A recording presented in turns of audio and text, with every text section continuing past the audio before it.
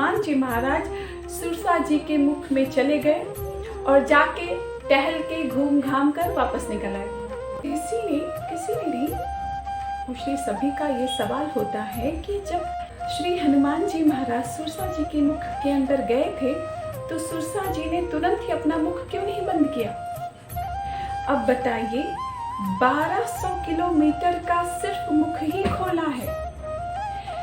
1200 kilometre की दूरी तय करने के लिए एक हवाई जहाज को, जो कि 700-800 प्रति घंटे की रफ्तार से उड़ता है, उसे 2 घंटे का समय लगता है।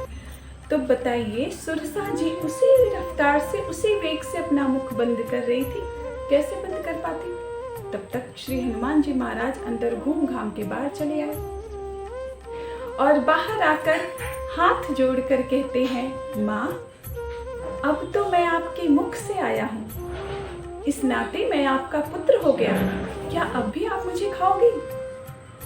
सुरसा जी मुस्कुराते हुए बोली, श्री हनुमान जी, मैं आपको खाने नहीं आई थी। तो हनुमान जी बोले, फिर किस लिए आई थी।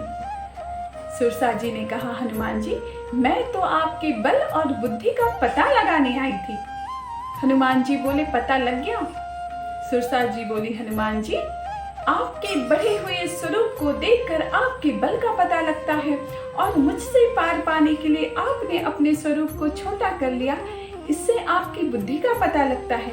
आप हनुमान जी दोनों में सर्वश्रेष्ठ हैं। जाइए, आपको आशीर्वाद देती हूँ। राम काज सब करी हूँ, तुम बल बुद्धि निधान, आशीष देई गई सो हरसि चले हो हनुमान। तो सुरसा जी ने आशीर्वाद दिया है कि आप श्री रामचंद्र का कार्य करिएगा, बल और बुद्धि के अपार भंडार हो जाइएगा।